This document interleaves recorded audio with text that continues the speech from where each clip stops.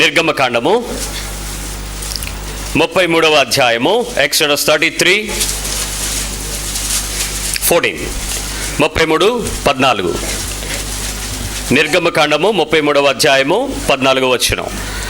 ఈ వారం కొరకైనటువంటి దేవుని యొక్క మాటను పరీక్షించుకుందాం. నిర్గమకాండం 33వ అధ్యాయము 14వ వచనం, ఎక్సోడస్ 33:14. నేను చదువుతున్నాను, గమనించండి. నా సన్నిధి నీకు తోడుగా వచ్చును, నేను నీకు విశ్రాంతిని కలుగజేసేదను అని ఆయన చెప్పాడు. 2 మాటలు. మొదటిదేంటి? నా సన్నిధి నీకు తోడుగా వస్తుంది. రెండో మాట ఏంటి? నీకు విశ్రాంతి దొరుకుతుంది. నేను ఈ మాటను చదువుతున్నప్పుడు ప్రభు నాతో చాలా విషయాలు డీల్ చేశాడు. మొదటి విషయాన్ని చెప్తాను, వినండి. నా సన్నిధి నీకు తోడుగా వస్తుంది అని అంటే మనందరం ఏమనుకుంటాం? హ్యాపీయే కదా. గాడ్స్ ప్రజెన్స్ నీతో మూవ్ అవుతుందంటే నీకు ఏం తక్కువ కావాలి చెప్పి? ఏమవుద్ది? అన్నీ వస్తాయా లేదా? అన్నిటిలోనే సహాయం దొరుకుతుంది. నీకు విశ్రాంతి కలుగుద్దంటే అర్థం ఏంటి? నువ్వు రెస్ట్ తీసుకోవచ్చు అని అర్థం, అంతే కదా. యుల్ బి పీస్ఫుల్లీ, నువ్వు ఇంకేం పని చేయకు అంటే ఏమీ చెయ్యొద్దని చెప్పాడా? నా సన్నిధి నీకు తోడుగా వస్తుందంటే ఏంటి? దాని ఆ మధ్యలో లిటికేషన్ నాకు అర్థం కాలే. చాలాసేపు ఈ వాక్యాన్ని ధ్యానించాను. అయితే నన్ను చాలా విషయాల్లో ఈ బైబిల్, ఈ వాక్యము నన్ను డీల్ చేసుకుంటూ వచ్చింది. నా సన్నిధి నీకు తోడుగా నడవడం ప్రారంభిస్తే నువ్వు పడుతున్నటువంటి ప్రయాస సులువు అవుతుంది, నువ్వు మోసే భారం తగ్గిపోతుంది, నువ్వు ఎత్తుకున్న నీ మీద మోపబడినటువంటి ఆ శక్తివంతమైనటువంటి ఆ పోరాటాలన్నీ అణిచివేయబడతాయి, తగ్గుతాయి. నువ్వు ఏ పని అయితే చేయటానికి రెక్కలు అలిసిపోయి ఎంత కష్టపడుతున్నా ఏంటి నా ప్రతిఫలం లేదు, ఏంటి గుర్తింపు లేదు, ఏంటి మనుషులు అసలు ఏమాత్రము నన్ను అని నువ్వు పడుతున్న ఆ లోపల మదన పడుతుందే, హిల్ గివ్ యూ పీస్, విశ్రాంతినిస్తాడు.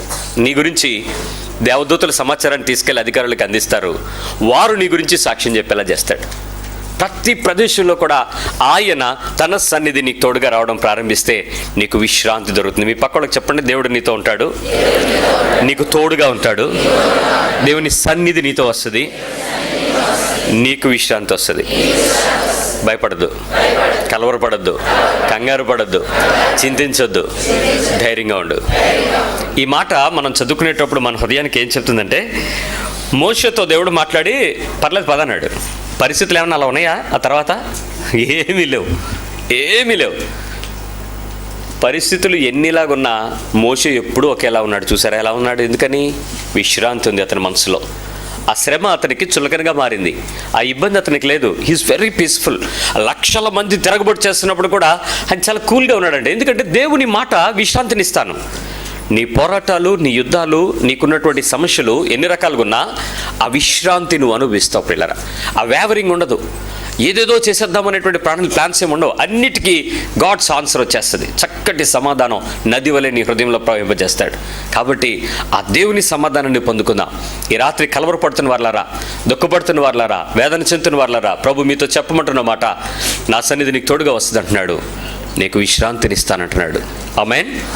నమ్మండి, స్వాతంత్రించుకోండి. దేవుని మాటలో మన జీవితాన్ని ముందుకు కొనసాగించుకుందాం. దేవుని యొక్క వాక్యంలోకి వెళ్దాం. పరిశుద్ధుడైన యేసుక్రీస్తు వారి శక్తి కలిగిన నామములో కూడి వచ్చిన మీ అందరికీ నా ప్రత్యేకమైన వందనాలు చెల్లిస్తున్నాను. మంచి దేవుడు మరోసారి మనతో కలుసుకోవటానికి ఆయన ఇష్టపడి మన మధ్యకు వచ్చి ఉండగా ఆయనను కలుసుకోవటానికి వచ్చిన మీ అందరి పక్షంగా దేవునికి వందనాలు చెల్లిస్తూ దేవుని యొక్క వాక్యంలోనికి మనం ముందుకు వెళ్దాం. చాలాసార్లు దేవుని కొరకు జీవించాలి అనేటువంటి ఆసక్తి ప్రతి ఒక్కరికి ఉంటుంది. యేసు ప్రభువుని నమ్మనంత వరకు దేవుడిని ఎలా వాడుకోవాలని ఉంటుంది. ఎప్పుడెప్పుడు దేవుడి దగ్గరికి వెళ్ళి దర్శనం చేసుకుని వచ్చేద్దామా అని ఉంటుంది. ఒకసారి దేవుని దగ్గరికి వచ్చేసిన తర్వాత ఆ మనుషులకి ఏమర్థమవుతుందంటే దేవుని కోసం ఎలా బతకాలి, ఎలా జీవించాలి అనేటువంటి ఆసక్తి మనుషుల్లోకి వస్తూ ఉంటుంది. అయితే అత్యధికంగా ఎక్కువ మంది ప్రజలు క్రైస్తవ విశ్వాసపు పద్ధతుల్లోనికి వచ్చినటువంటి చాలామంది ప్రజలు ఈ విషయం దగ్గరికి వచ్చేటట్టుగా ఆలోచిస్తారు. అదేంటంటే ఎట్లా మనము దేవుని కొరకు ఆశతో బ్రతకాలి, ఎలాగా జీవించాలి అని అనుకుంటాం. మొదటిగా దేవుని కొరకు జీవించాలనేటువంటి ఆసక్తి మంచిదే, కానీ నీవేంటో, నీ శక్తి ఏంటో, నీ సామర్థ్యం ఏంటో, నీ బలం ఏంటో నువ్వు ముందు తెలుసుకోవడం ప్రారంభించాలి. నీ శక్తి, నీ బలాన్ని గురించి నువ్వు తెలుసుకోవడం ప్రారంభించిన తర్వాత అప్పుడు నువ్వు దేవుని కొరకు ఎలా బ్రతకాలి, నాలో ఉన్నటువంటి ప్రాబ్లమ్స్ ఏంటి నేను చూసుకొని దాని దగ్గరికి వెళ్ళటం నేర్చుకోవాలి. ఇంతకు మునుపున్నటువంటి పద్ధతులు ఏంటో తెలుసా?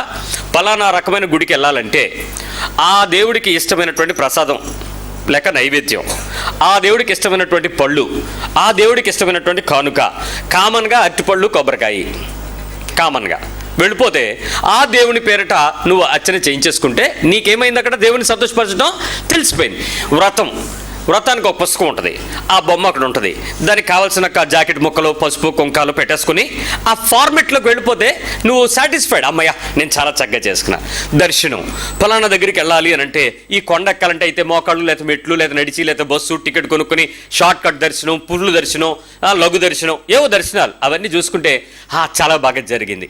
బట్ క్రైస్తవ విశ్వాసంలోకి వచ్చేటప్పటికి ఆ దేవునికి నీలో ఏం ఆటంకం ఉందో చూసుకోవటమే ముఖ్యం. నీవు ఎక్కడ దేవుని యొక్క పద్ధతికి ఆటంకంగా మారుతున్నావో చూసుకోవడమే భక్తి. నేను నా దేవునికి అంగీకారంగా ఉండడానికి నాకు దేవునికి మధ్యలో అడ్డుగా ఏమొస్తున్నాయో చూసుకోవడమే ఆత్మీయత.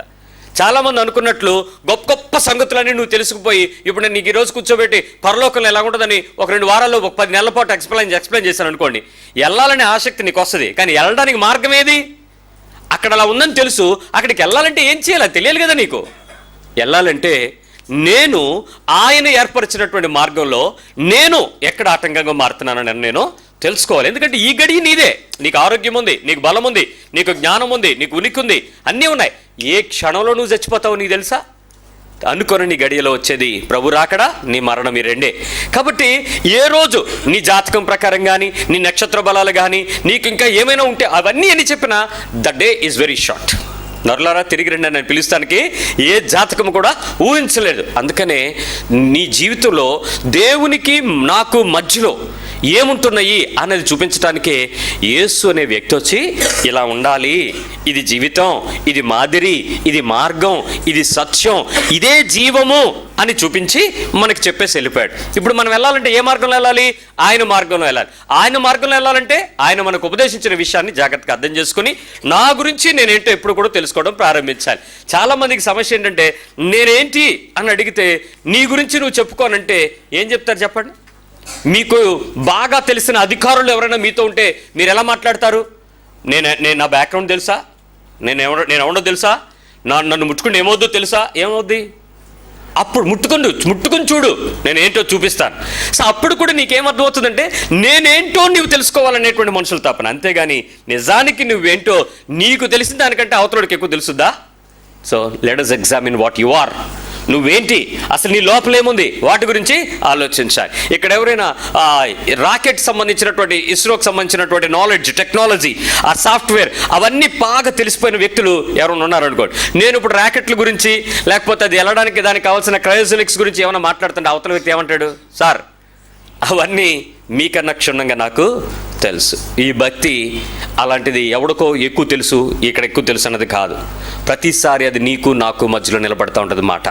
ఆ మాట ప్రకారం బోధించేవాడు కావచ్చు, వింటున్న మీరు కావచ్చు, ఇద్దరము కూడా దాన్ని సరిచేసుకుని ముందుకు వెళ్ళడమే ఆత్మీయత. దాన్ని గుర్తించండి. మరి ఒకసారి దేవుని యొక్క వాక్యం చూద్దాం. రోమీయులకు రాసిన పత్రిక 12వ అధ్యాయము 3వ వచనం. రోమన్స్ 12:3, 12:3. తనను తాను ఎంచుకొనదగిన దానికంటే ఎక్కువగా ఎంచుకొనక.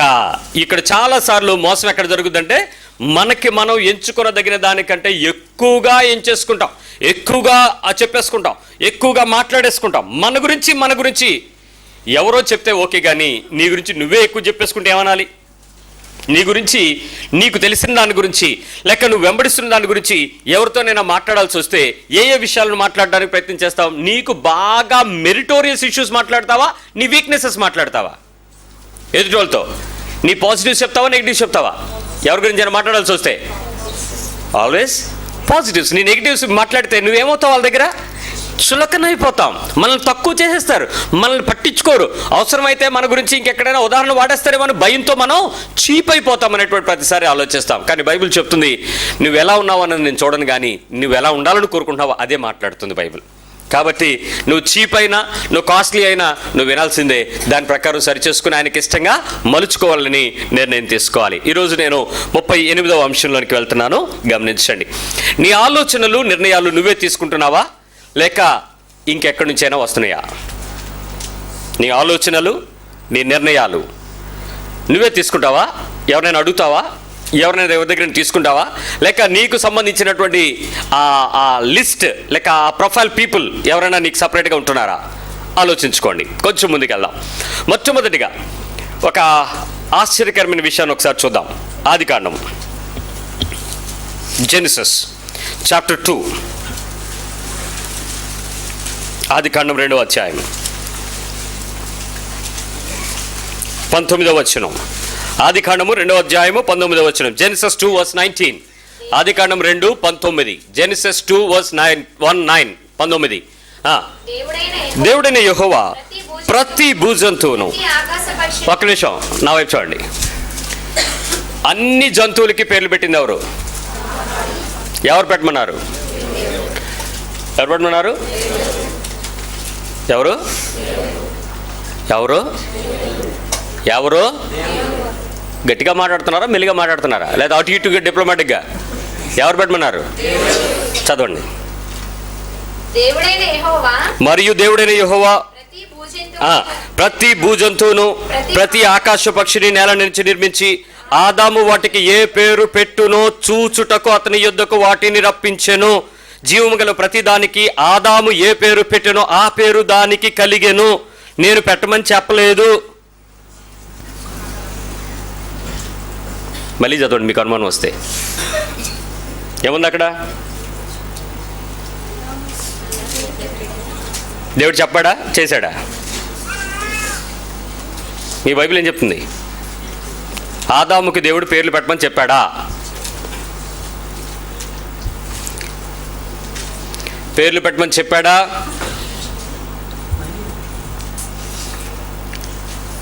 మాట్లాడలేదు ఎవరు. ఏముంది బైబిల్? ఏముంది?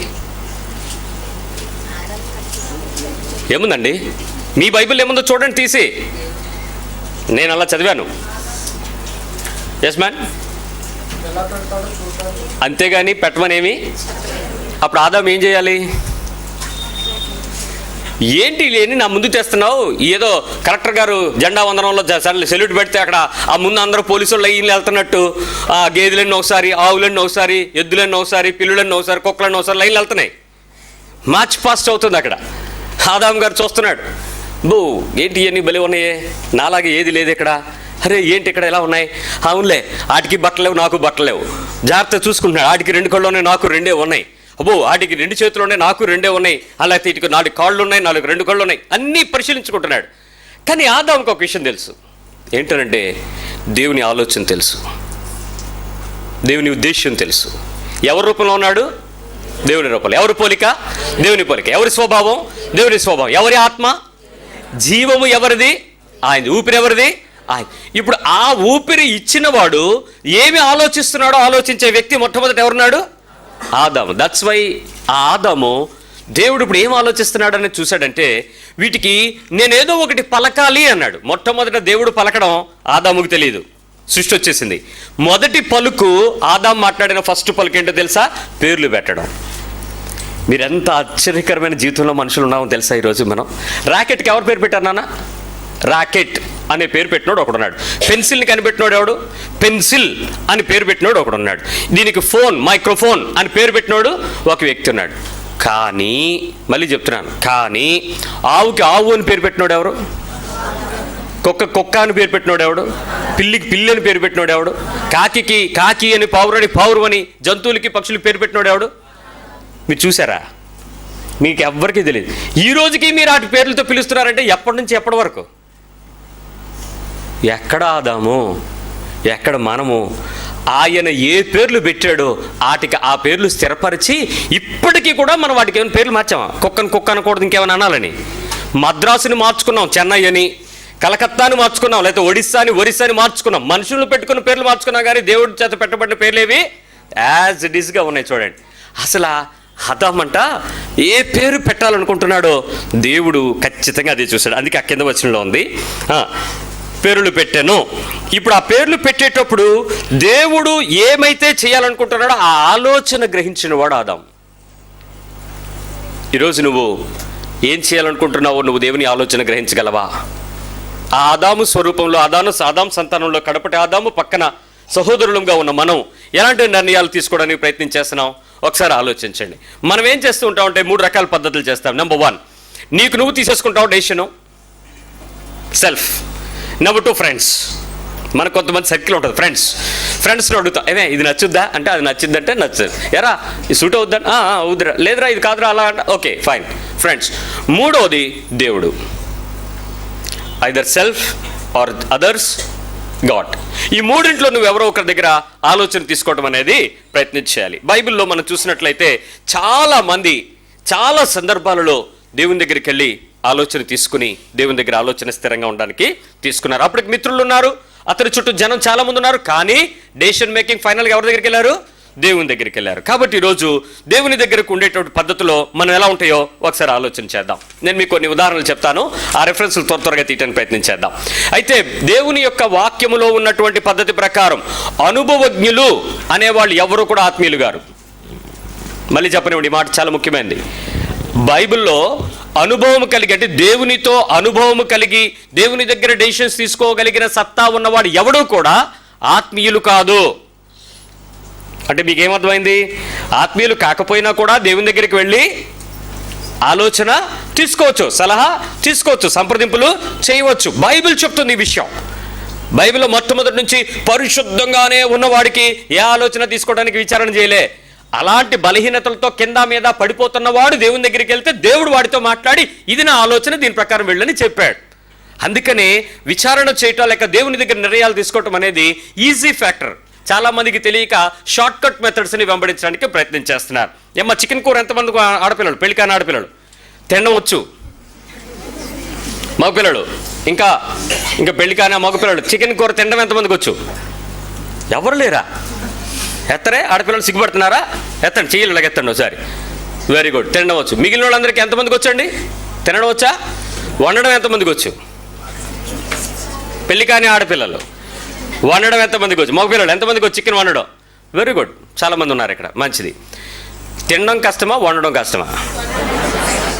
ఏది? ఈజీగా తినడమే కానీ ఈజీగా వండడం ఏమండి, వండడం కష్టమా, బయటికెళ్ళి తెచ్చుకోవడం కష్టమా? వండేసిన కూర, వండేసిన ఏమంటారు దాన్ని, fast food centre or something, ఎక్కడికైనా హోటల్కి వెళ్ళి కర్రీ పాయింట్కి వెళ్ళి కర్రీ తెచ్చేసుకోవడం ఈజీయా, వండుకోవడం ఈజీయా?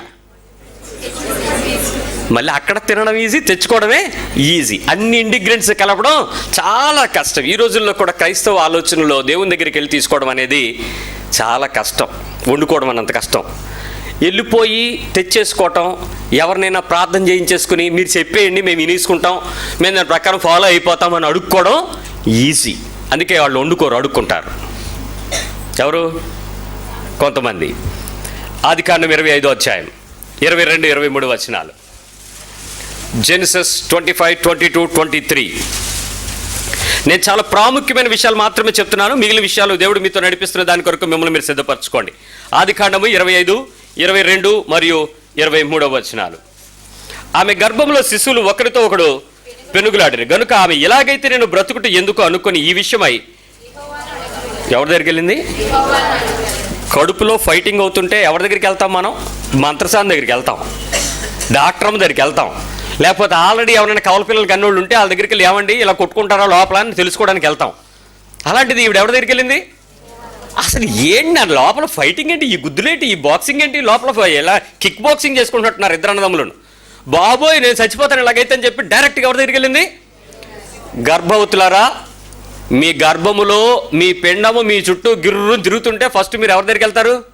అమ్మా ఇది అయిపోతుందే అంటారు. ఇప్పుడు ఎవరి దగ్గరికి వెళ్ళాలి? అయ్యా ఏమవుతుంది అని వెళ్ళాలి. ఆలోచన దేవుని దగ్గర ఉంది. మీరు పిల్లల్ని కన్ని తర్వాత నా దగ్గర తీసుకొచ్చి పేర్లు పెట్టమంటారు. పొద్దున్నే మా చర్చిలో ఒక అమ్మాయిని తీసుకొచ్చింది. అనయ్య నెక్స్ట్ వీక్ నేను బాబుని తీసుకొస్తాను, మీరు పేరు పెట్టండి. ఏం పేరు పెట్టమంటావు అన్న? మీకు ఇష్టం అని దేవుడు మీకు ఏం నడిపిస్తే ఆ పేరు పెట్టండి. నీ గర్భంలో నీ బిడ్డ పెరుగుతున్నప్పుడు దేవుడు నీకు ఏమైనా చెప్పాడా? ఏం చెప్పలేదని, అడగలేదా? ఏం అడగలేదని. మరి అడగకుండా ఏం పేరు పెట్టాలో తెలియకుండా, ఏమవుతాడో తెలియకుండా నువ్వు గర్భం ఎలా వచ్చింది నీకు, నువ్వు పిల్లడిని ఎలా కన్నావే అని అడిగితే అంటుంది అదేటో మరి, అదేటో మరి. ఒకసారి చెప్పండి ఇక్కడ మీలో ఎంతమందికి అదేటో మరి? మీ పిల్లలు ఏమవుతారో తెలుసా? మీ పిల్లలు ఏమవుతారో తెలుసా తల్లిదండ్రులారా? సంవత్సరానికి ఒకరికి అన్నారు కదా, లేకపోతే గ్యాప్ ఇచ్చి ప్రభుత్వ నిబంధనల ప్రకారంగా అన్నారు కదా, నీ పెద్ద కూతురు ఏమవుద్ది, నీ పెద్ద కొడుకు ఏమవుతాడు, చిన్నోడు ఏమవుతాడు, నడిపిది ఏమవుతుంది, నీ బిడ్డలు ఏమవ్వాలనుకుంటున్నావు, నీ ఆలోచనకు దేవుని ఆలోచన తెలుసా? You should be clear. Bible చెప్తుంది. వెళ్ళి అడిగింది, రిబెకమ్మ అడిగింది, ఏంటి ప్రభువా ఇలా అయితే నా పరిస్థితి ఏంటంటే ఏం చెప్పాడు చూడండి అక్కడ. ఏమండి, రిబెకా దేవునితో మాట్లాడటం అనే అనుభవం మీరు బైబిల్ ఇంకెక్కడైనా చదివారా? ఇదిగో ఇక్కడ ఉంది. ఇస్సాకు ప్రార్థన చేసిన ఒక చోట ఉంది, కానీ ఇస్సాకు అబ్రహాముతో ప్రార్థన పరుడని బైబిల్ ఎక్కడ చెప్పలా. కానీ ఇస్సాకు దేవుడు, అబ్రహాము దేవుడు, యాకోబు దేవుడు అని తరంలోకి వచ్చేటోడికి యాకోబు పేరు వచ్చిందంటే రహస్యంగా తను ప్రార్థనలో పోరాడేవాడు. ఆ విషయం భార్యకు తెలుసు. నా యజమాని దగ్గరికి వెళ్తే, ఏమండి నాకు ఇంత గర్భంలో పోటు వస్తుందండి, ఇటు తిరుగుతున్నాడు అటు తిరుగుతున్నాడు, ఇద్దరో ముగ్గురో ఎంతమంది తెలియట్లేదండి అని అడిగితే అప్పుడు ఇస్సాకు ఏం చెప్తాడో ఆవిడికి తెలుసు. ఏం చెప్పుంటాడు? అమ్మాయి, నువ్వు నా దగ్గరికి వచ్చి అడిగితే నేనేం చెప్తాను, నేనైనా ఆయన అడగాల్సిందే కదా, నువ్వు కూడా ఎవరి దగ్గరికి వెళ్ళాలి, వెళ్ళని చెప్తాడని తెలుసు. అందుకే ఆవిడ యజమాని దగ్గరికి వెళ్ళే. ఎవరి దగ్గరికి వెళ్ళింది? యజమాని దేవుడి దగ్గరికి వెళ్ళింది. చాలామంది షార్ట్ కట్స్ ఎంచుకుంటున్నారు. దేవుని దగ్గరికి డైరెక్ట్గా ఆలోచనకి వెళ్ళండి. ఆయన మాట్లాడే దేవుడు. నీ గర్భంలో నీ బిడ్డల గురించి ఇప్పటికైనా మించిపోయేది లేదు. కనిన తర్వాత ఇచ్చినవాడు దేవుడే కదా. గర్భఫలం ఎవరిది? యెహోవా ఇచ్చు బహుమానం. ఇప్పుడు నువ్వు ప్రార్థన చేయి, ప్రభుని అడుగు, ప్రభు నా బిడ్డను ఏం చేయాలి, ఎలా పెంచాలి, ఏం చేయాలి, ఇదిగో ఈ పెద్ద బిడ్డ ఇలా చదువుతున్నాడు, దీన్ని ఏం చేయాలి, ఇదిగో చిన్న పాప ఇలా ఉంది, దీన్ని ఏం చేయాలి. You ask God. దేవుని దగ్గర డైరెక్షన్ ఉందండి. ఆయన నీతో మాట్లాడే దేవుడు అండి. నీ పిల్లల గురించి ఆయన ప్రణాళిక లేకుండా భూమి మీద ఏమి ఇచ్చేయలేదు. పిల్లల కొరకు లక్షల రూపాయలు పట్టుకుని రమా సంతాన సాఫల్య కేంద్రం, Visakha test tube baby centre, Ramakrishna Raju గారి హాస్పిటల్ చుట్టూ లక్షల మంది తిరుగుతున్నారు. లక్షలు పట్టుకుని చూడండి వెళ్ళి, పిల్లలు లేనోళ్ళు. వాళ్ళకన్నా మీరు ఎంత ధన్యులు. గర్భఫలము మీకు తృప్తిపరచబడింది. మరి ఆ బిడ్డల పట్ల ప్రణాళిక లేదంటారా? వాళ్ళని తీసుకెళ్ళి అమెరికాలో ఉద్యోగం చేయడానికో, ఆఫ్రికాలో డబ్బులు సంపాదించడానికో పంపాలనుకుంటున్నారా? ఏమిటి పర్పస్ ఏంటి? ఆయన మాట్లాడతాడు. అని చెప్పాడు, ఇదిగో నీకు 2 జనములు నీ గర్భంలో కలవు, 2 జనపదములు నీ కడుపులో నుండి ప్రత్యేకముగా వచ్చును, ఒక జనము కంటే ఒక జనపదము బలిష్టమై ఉండును, పెద్దవాడు చిన్నవాడికి దాసుడుగును అనేను. She got the answer. దేవుని దగ్గర ఆలోచన అడిగింది, ఆలోచన తెచ్చుకుంది. పిల్లరా, ఈరోజు మీ పిల్లలు దేవుని ప్రేమలో పడాలా, దేవునిని ప్రేమించాలా వద్దా? వద్దు. అవి ఆటోమేటిక్గా జరుగుతాయి. నువ్వు నీ బిడ్డ పట్ల ప్రణాళిక నువ్వు తెలుసుకోగలిగితే నువ్వు దేవునితో మొరపెట్టడం, ఆ ఫ్రీక్వెన్సీ, ఆ లైన్ ఈజీ అవుతుంది. ఆ సిగ్నల్ స్ట్రెంత్ కరెక్ట్ కనెక్ట్ అవుతుంది. ఆటోమేటిక్గా నీ బిడ్డను ఎలా చేయాలో దేవుడికి తెలుసు, దాన్ని చేసి పెడతాడు నీ జీవితంలో. ఈరోజు ఒక వికలాంగురాలైనటువంటి తల్లి పిల్లోడిని తీసుకొచ్చింది. ఆ పిల్లోడికి కూడా వికలాంగతనం వచ్చింది. ఒక శరీరంలో ఒక భాగమే లేదు, దివ్యాంగుడు. ఆ పిల్లోడిని తీసుకొచ్చి ఆ కుంటుకుంటూ వచ్చి ఆ తల్లి అంది, అయ్యా నేను ప్రార్థన చేశానయ్యా, ప్రభువా నువ్వు నాకు బెడ్ని ఇస్తే ఆ బిడ్డ నీకోసం పెంచుతానన్నానయ్యా. యేసయ్య బెడ్ని ఇచ్చాడయ్యా.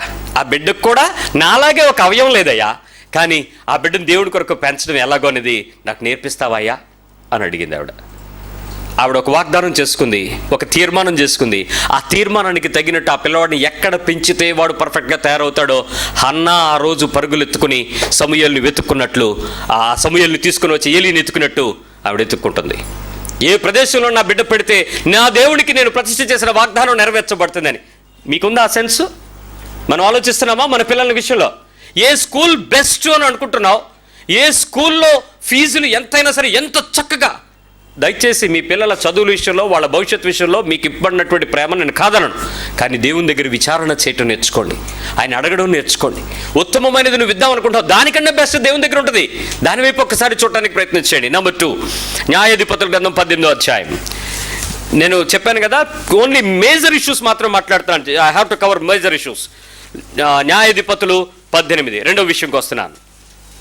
5వ వచనం, 18:5.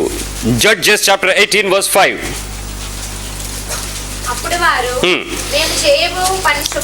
అప్పుడు వారు మేము చేయబో పనిని శుభమగునో కాదో మేము తెలుసుకున్నట్లు దయచేసి దేవుని యొద్ద విచారించుమని అతనితో చెప్పారు. ఒక యాజకుడి దగ్గరికి వెళ్ళారు. ఎఫ్రాయిమీల మధ్య ఉన్నటువంటి పరిస్థితుల్లో మీకా ఇంటికి వెళ్ళినప్పుడు అక్కడ జరిగిన సంఘటన ఇది. వాళ్ళు ఏమంటున్నారంటే, మేము చెయ్యబోయేటువంటి పని శుభమగునో కాదో దయచేసి దేవుని యొద్ద విచారించుమని అతనితో చెప్పారు. మొదటి విషయం మీకు చూపించినప్పుడు person to the God direct contact ఉందని చూపించాను. ఇక్కడికి వచ్చేటోడికి మీడియేటర్ వచ్చేసాడు. ఇక్కడ ప్రవక్త వచ్చాడు. ఆ యాజకుడి దగ్గరికి వెళ్ళి వాళ్ళు అడుగుతున్నారు. దయచేసి గమనించండి. ఈరోజు నూతన నిబంధన లేక న్యూ టెస్టిమెంట్ లైఫ్లో ఉంటున్న మనము, కృపచేత రక్షించబడి నడిపించబడుతున్న మనము మన జీవితాన్ని పరీక్షించుకున్నట్లయితే స్పష్టంగా పరిశుద్ధాత్మ దేవుడు మనలో, మనతో, మన అంతరంగములో ఎల్లప్పుడూ వాసం చేసేవాడు. ఒకరోజు ఉండి ఒకరోజు వెళ్ళిపోయేవాడు కాదు. Even you commit sin, Holy Spirit will be with you. నీవు లోకంలో ఉన్న ప్రతి పాపపు లోకంలో పడిపోయినా కూడా పరిశుద్ధాత్మ నిన్ను విడిచిపోడు. పరిశుద్ధాత్మ దేవుడు నీలోనే ఉంటాడు, నీతోనే ఉంటాడు. బైబిల్ చెప్తుంది ఆయన ఎల్లప్పుడూ నీతో ఉండుటకు అన్నాడు. ఒకసారి ఆత్మను దయచేసిన దేవుడు నీ నుంచి తీసివేయడు, కానీ నీలో నుంచి దుఃఖపడతాడు. ఆయన స్వభావ సిద్ధంగా చేయవలసిన పనులకు నువ్వు ఆటంకంగా మారతావు. ఇఫ్ ఐ కమిట్ సిన్, నేను పాపంలో ఉంటే పరిశుద్ధాత్మ దేవుడు నాలో నుంచి పని చేయగలిగిన స్వేచ్ఛకు కావలసిన శరీరం నా దగ్గర లేకపోవడం వల్ల అపవిత్రమైన, మలినమైన, లోకపు పాపముతో నిండిపోయిన నా శరీరాన్ని బట్టి పరిశుద్ధాత్మ దేవుడు దుఃఖపడతాడు, ఏడుస్తాడు, పని చెయ్యడు. పని చేయడానికి ఆటంకం ఎవరు? నీ శరీరమే. బట్ పరిశుద్ధాత్మ దేవుడు ఎక్కడున్నాడు? నీలోనే ఉంటాడు, నీతోనే ఉంటాడు. నేను ఈరోజు దేవుని కొరకు పరిశుద్ధంగా జీవించాలని ఆశపడ్డాను, దేవుని కొరకు నీతిగా ఉండాలని ఆశపడ్డాను. దేవుని ఆత్మ నన్ను పరిశుద్ధపరుస్తుంది, నీతిని గురించి, పాపంను గురించి ఒప్పింపు చేస్తున్నాడు, నాకు తెలుస్తుంది. బట్ నా ఎదురుగా ఒక మనిషి వచ్చినప్పుడు సందర్భంలో నా విచక్షణ కోల్పోయి నా మనస్సాక్షికి వ్యతిరేకంగా విపరీతమైన తిట్లు, అరుపులు, కేకలు, గొడవలు, కొట్టేసుకోవడం అన్నీ రచ్చన అయిపోయింది అనుకోండి. హోలీ స్పిరిట్ లోపల నుంచి ఏం చేస్తాడో తెలుసా? మూలుగుతూ ఉంటాడు. అయ్యో, నా బిడ్డకు నా సహాయం ఇస్తానంటే తీసుకోవట్లేదే, నా వైపు విచారణ చేయట్లేదే, ఏదో అనుకుంటుంది, ఎలాగో చేస్తున్నాడే, అయ్యో అయ్యో అయ్యో. If you commit sin, Holy Spirit will grieve. నీ లోపల చేడుస్తాడు. ఆ దుఃఖపడేటువంటి పద్ధతిని అవకాశం ఇవ్వకండి. పరిశుద్ధాత్మనైతే నీ నుంచి వెళ్ళిపోవడం అనే విషయాన్ని నువ్వు మళ్ళీ రిపెంట్ అయ్యి, నువ్వు పశ్చాత్తాపడి దేవునికి అప్పగించుకొని లార్డ్ ఫర్గివ్ మీ అని ఆయన కృపను గనక నువ్వు వేడుకుంటే, ఆయన దయను గనక నువ్వు రోచుకుంటే, ఆయన దగ్గరకు వచ్చి విజ్ఞాపన చేస్తే again Holy Spirit will activate. నీలో నుంచి తిరిగి పనిచేస్తాడు. ఆ పశ్చాత్తాపము యథార్థమైన, రక్షణార్థమైన మారు మనసును కలిగి ఉన్నట్లయితే తప్పకుండా దేవుడు మళ్ళీ నీ ద్వారా పనిచేయటం ప్రారంభిస్తాడు. గమనించండి ఈ విషయాన్ని. ఇక్కడ మధ్యవర్తి దగ్గరికి వెళ్ళిపోయి అడుగుతున్నారు, మేము చేసే పని శుభమో కాదో. ఇంతకీ ఇక్కడ మీకా అనేవాడు పెయిడ్, డబ్బులు తీసుకునేవాడు అండి. ఒకటి చేత కొలువులో ఉన్న ప్రవక్త, యాజకత్వం చేస్తున్నవాడు. అయితే దేవుని దగ్గరికి వెళ్ళి శుభమగునో కాదో. మనకు కూడా చాలా మందికి ఈ ఆలోచన ఉంటుంది, మనం వెళ్తున్న పని అవుద్దో అవ్వదో. నాకు చాలా ఫోన్లు వస్తూ ఉంటాయి, పాస్టర్ గారు మేము వెళ్తున్నామండి అన్నాడు. మంచిదమ్మా, వెళ్ళరండి అంటే, అదే ఒకసారి మీతో చెప్పేసి వెళ్దామని. ఏంటి చెప్దాం అనుకుని? నేను వెళ్తాను, శుభమయ్యేటట్లో, లాభం జరిగేటట్లో మీరు కొంచెం నా కోసం ఏం చేస్తూ ఉండండి. మేము వెళ్ళి ఏం చేసుకుంటూ ఉంటాం? మేము చక్కబెట్టుకుంటూ ఉంటాం, మీరు ప్రార్థన చేసుకుంటూ ఉండండి. మేము వచ్చాక మీకు ఏ విషయం తెలియచేస్తూ ఉంటాం. మంచిది. అయితే చాలాసార్లు శుభమగునో కాదో, మనం చేయాల్సినటువంటి పని మంచి అవుద్దో చెడవద్దో, రిజల్ట్ ఓరియంటెడ్గా మనం దేవుని దగ్గరికి వెళ్తూ ఉంటాం. కానీ అదే ఆలోచన నీ హృదయంలో నుంచి దేవుడు మాట్లాడే ఒక అనుభవం ఉంది, అది మీకు త్వరలో నేర్పిస్తాను. Number 3, 1 Samuel 10:22. మొదటి సమూయేలు గ్రంథము 10వ అధ్యాయము 22వ వచనం. మొదటి సమూయేలు 10:22. 1 Samuel 10:22. ఏం జరిగింది ఇక్కడ? 22. కావున వారు ఇక్కడికి ఇంకొక మనుషుడు రావాల్సి ఉన్నదా అని యెహోవా యొద్ద విచారణ చేయగా, సామానుల్లో దాగి ఉన్నాడని. ఏమండి, మీ ఇంట్లో ఎప్పుడైనా తప్పైన వస్తువుల గురించి, తప్పైన మనుషుల గురించి మీరు ఎప్పుడైనా ప్రార్థన చేశారు? ఇక్కడ నా ముందు ఒక ఇద్దరు ఉన్నారు, వాళ్ళ ఇంట్లో వాళ్ళు తప్పిపోయిన తర్వాత వాళ్ళు నా దగ్గరికి వచ్చారు. ఏమంటే మా అబ్బాయి కనపట్లేదు, మా ఆయన వెళ్ళిపోయాడు. అప్పుడు వాళ్ళ విషయంలో ప్రార్థన చేశాక దేవుడు ఆ టైంలో ఏదో చెప్తే, ఆ తర్వాత వాళ్ళు ఇప్పుడు దేవుడిని నమ్ముకుని చర్చికి రెగ్యులర్గా వచ్చేస్తున్నారు. వాళ్ళ అబ్బాయి తిరిగి వచ్చాడు, వాళ్ళ ఆయన తిరిగి వచ్చాడు. వీళ్ళేంటి, సామాన్ల దగ్గర దాక్కున్నాడు ఒకరోడు. అలాగే దేవుని దగ్గర విచారణ చేసేటప్పుడు మనలో చాలామంది సౌలు కోసం వెతుకుతున్నప్పుడు జరిగిన సంఘటన అది. వెతుకుతలా నీవు కావలసిన వస్తువుల్ని వెతికేటప్పుడు దేవుని సహాయం ఎప్పుడైనా అడిగి చూసారా? బైబిల్లో మాట చెప్తుంది, యోబు గ్రంథం అంటాడు, తన ఇంటి వారి వస్తువులు లెక్క చూడగా ఏదియూ తప్పిపోయి ఉండదు. ఎన్నోసార్లు తాళాలు కనపడినప్పుడు, కొన్ని వస్తువులు అప్పుడప్పుడు ఎక్కడో పెట్టేస్తుంటాం, అది ఎక్కడ పెట్టానో కూడా గుర్తుండదు. బట్ అది మిస్ అయిపోయినప్పుడు మంచి అవసరంలో పేక మీద పడి బయటికి వెళ్ళని పరిస్థితి వస్తుంది. అప్పుడు మాత్రం యోబు వాక్యం గుర్తు వస్తుంది, ప్రభువా ఇంటోళ్ళ వస్తువులన్నీ లెక్క చూస్తే తప్పిపోదు అన్నావు, అది ఎక్కడికైనా వెళ్ళిపోయిందేమో, ఎక్కడైనా పెట్టానేమో, ఏ ఇరుకులో పడిపోయిందేమో, ప్లీజ్ ప్రభా కొంచెం గుర్చేవా అని అడగగానే స్ప్లాష్లో ఒక లైటింగ్ వచ్చినట్టు వస్తుందని. సరిగ్గా వెళ్ళి ఎక్కడైతే చేయడితే అక్కడే ఉండదు వస్తువు. అమ్మయ్యా, వాక్యం నెరవేరింది ప్రభా, నీకు వందనాలు, స్తోత్రాలు. ట్రై చేయండి, ట్రై గాడ్. దేవుని ట్రై చేయండి, దేవుని వాక్యాన్ని మీరు నమ్మి ట్రై చేయండి. ఇంటి వారు ఏ వస్తువులైనా, చదువుకునే పిల్లరా మీకు షార్ట్ కట్ మ్యాజిక్ చెప్తాను. మీరు ఒకసారి చదివేయండి, మొత్తం మీ సిలబస్ అంతా చదవండి, అంతేగాని చదవకుండా ప్రాక్టికల్స్ ఎక్స్పెరిమెంట్లు చేయకండి. ఈ మాట ప్రాక్టికల్గా చదివేయండి, ఎగ్జామ్ రాయడానికి వెళ్ళండి, మీకు మర్చిపోచ్చేస్తుంది. మతిమరుపు అనేది జ్ఞానం కదా, అదొక అభిషేకం కదా, అది అప్పుడప్పుడు వస్తూ ఉంటుంది మన మీదకి ఆత్మ, అప్పుడు మర్చిపోతుంటాం.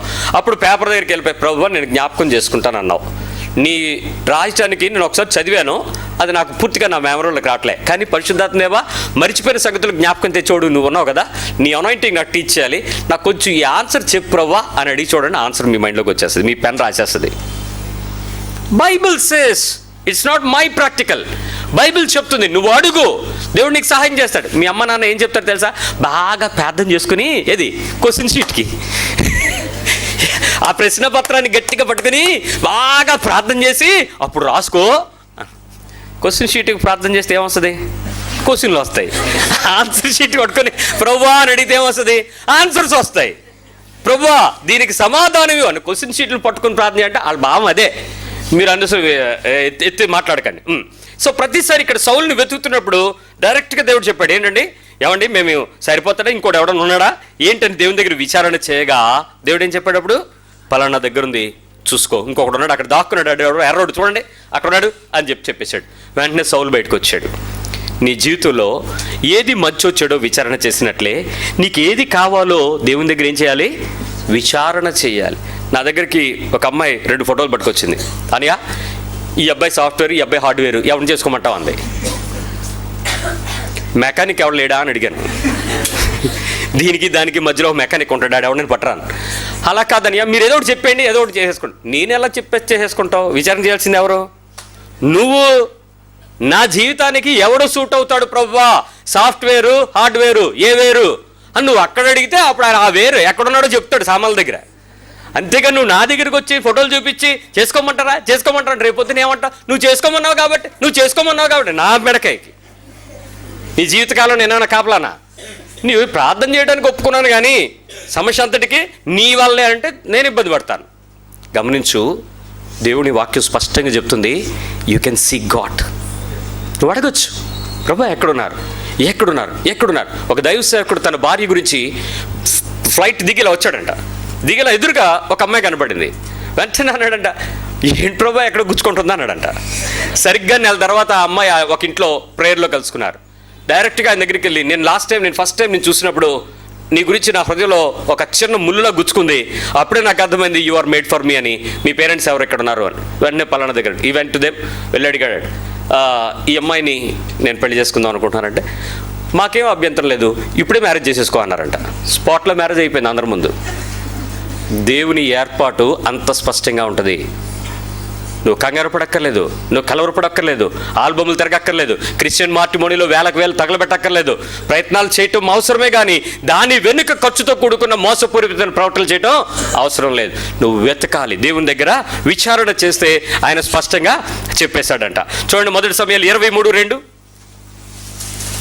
1 Samuel 23:2. దావీదు అంతటా దావీదు, నేను వెళ్ళి ఈ ఫిలిష్తీయులను హతం చేయుదునా అని యెహోవా యొద్ద విచారణ చేయగా, యెహోవా నీవు వెళ్ళి ఫిలిష్తీయులను హతం చేసి ఈ కైలాను రక్షించమని దావీదునకు. దావీదుకి ఒక చక్కటి అనుభవం అంటే డైరెక్ట్ కాంటాక్ట్. ఈ మాట మీకు అందరికీ చాలా జాగ్రత్త చెప్పాలి. దావీదు ఎవరి దగ్గరికి వెళ్దాం, ఏం చేయాలనుకుంటున్నాడు చెప్పండి? ఫిలిష్తీయులను హతం చేయడం అంటే ఏంటి? ఫినిష్ చేయడం, స్మాష్, చంపేయడం, అంతే కదా. మీరు ఎవరింటికైనా గొడవకి వెళ్ళే ముందు, ప్రభువా ఈ ఇంటికి గొడవకి వెళ్ళమంటావా వద్దా? హలో, ఏమడిగాను? గొడవకి వెళ్ళే ముందు, ప్రభువా ఆ ఇంటికి నేను వెళ్తున్నాను, గొడవకి వెళ్తున్నాను, వెళ్ళి వాళ్ళని ఫినిష్ చేసేయమంటావా వద్దా? అడగాల వద్దా? దావీదు అడిగాడా లేదా? మనం ఏం అడగాలి? ప్రభువా నేను దెబ్బలాడాలనుకుంటున్నాను, నేను వెళ్తున్నాను, విజయం ఇస్తావా ఇవ్వా? నేను వాళ్ళతో గొడవాలనుకుంటున్నాను, నాకు ఫైటింగ్ స్పిరిట్ ఉంది. ఇప్పుడు ఇదే మంచి మూడు. వసంతకాలం రాజులు యుద్ధం చేస్తారు, శీతాకాలంలో దెబ్బలాట్లు ఎక్కువ అవుతాయి. కాబట్టి ఇప్పుడు నేను వెళ్తాను, యుద్ధం చేస్తాను, ఆ ఇంటి వాళ్ళ మీద నేను వేసుకుంటాను. మా అత్తగారిని వదలను, మా మేనమామని వదలను, మా ఆయన్ని వదలను, మా పిల్లల్ని వదలను, నేను వెళ్తున్నాను. ఎలాగో ఒకలాగా వెళ్ళాలో వద్దా? అప్పుడు దేవుడు ఏమంటాడు? ఎల్లు, ఆడు చచ్చిపోతాడు, నువ్వు సంపాదించుకో అని చెప్తాడు. చెప్పడా? దావీదుకి చెప్పాడా లేదా? నీకు కూడా చెప్తాడు, ఇప్పుడు ఖచ్చితంగా చెప్తాడు. ఏం చెప్తాడు చెప్పండి ఇప్పుడు మీరు అడిగితే? ఎంటలేదా? నిద్ర వస్తుందండి? చెప్పండి, ఏం చెప్తాడు మీరు వెళ్ళి ఇప్పుడు అడిగితే? ప్రభువా, నేను ఆ ఇంటి నాకు ఇబ్బంది పెడుతుంది, ఆవిడ గురించి చెత్త నా ఇంటి మీదకి వేసేస్తుంది, వెళ్తున్నాను, దెబ్బలాడడానికి వెళ్తున్నాను, నువ్వు నాకు సహాయం చేస్తావా లేదా అని నువ్వు ఒకసారి అడగగానే దేవుడు మాట అంటాడు. ఏమంటాడు?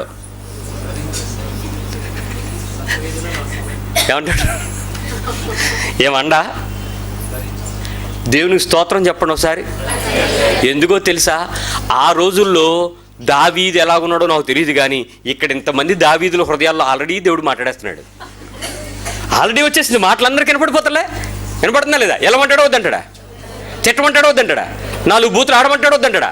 గట్టిగా అరుపు టోన్ పెంచి పెట్టదంటాడా? కాసేపు తర్వాత చూస్తానే అనమంటాడా?